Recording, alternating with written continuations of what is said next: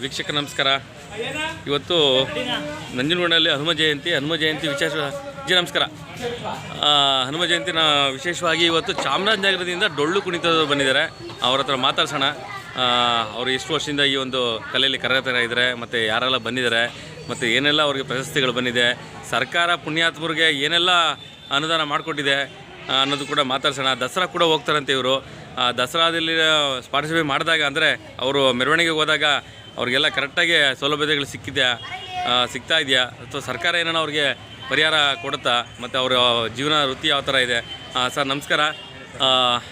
ತಮ್ಮ ಹೆಸರು? ಆನಂದ್. ತಾವೆಲ್ಲ ಇಲ್ಲಿಂದ ಬಂದಿದ್ದೀರಾ? ರಾಮಸಮುದ್ರದಿಂದ. ಎಷ್ಟು ವರ್ಷದಿಂದ ಈ ಥರ ತಮ್ಮಲ್ಲಿ ಕಲೆಯಲ್ಲಿ ಕರಗತ ಆಗಿದೆ? 20 ವರ್ಷದಿಂದ. ತಾವೆಲ್ಲ ವಿದ್ಯೆಯನ್ನೇನೋ ಓದಿದ್ದೀರಾ?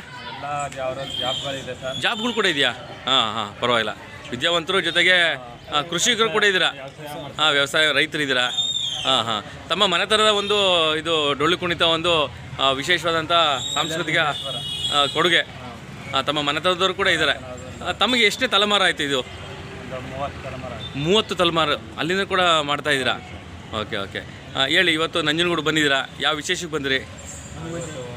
ಹನುಮ ಜಯಂತಿ. 10 ವರ್ಷದಿಂದ ನೀವೇ ಬರ್ತಾ ಇದ್ದೀರಾ? ಹಾಂ.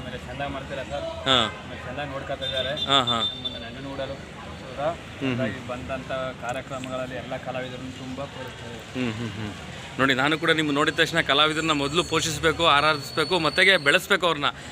ಮೀಡಿಯಾ ಯಾವುದೇ ಇರ್ಬೋದು, ಬಟ್ ಈ ಥರ ಕಲಾವಿದರು ಬೆಳಿಬೇಕು.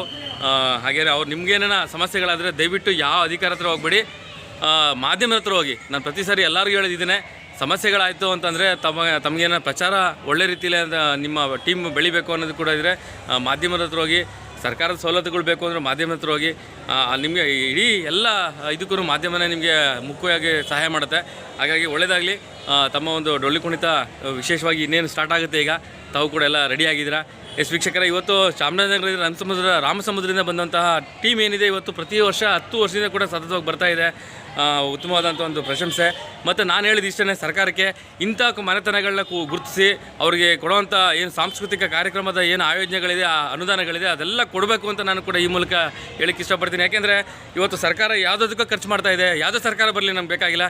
ಯಾವುದೋ ಸರ್ಕಾರ ಬಂದರೂ ಮುಂದೆ ಒಂದು ಒಳ್ಳೆ ಈ ಥರ ಕಲಾ ತಂಡಗಳನ್ನ ಬೆಳೆಸೋದು, ಪೋಷಣೆ ಮಾಡುವಂಥದ್ದು ಕೇವಲ ಯಾವನೋ ಮಧ್ಯವರ್ತಿಗಳಿಗೆ ಹೋಗ್ದೇ ನಿಜವಾದ ಕಲಾವಿದರಿಗೆ, ನಿಜವಾದ ಕಲಾವೃಂದಕ್ಕೆ ಆ ಒಂದು ತಲುಪಂಥ ಅನುದಾನಗಳು ಏನೆಲ್ಲ ಅವ್ರಿಗೆ ಕೊಡುವಂಥ ಒಂದು ಗೌರವ ಎಲ್ಲ ತಲುಪಲಿ ಅಂತ ಈ ಮೂಲಕ ಹೇಳಕ್ಕೆ ಇಷ್ಟಪಡ್ತೀನಿ. ನಮಸ್ಕಾರ.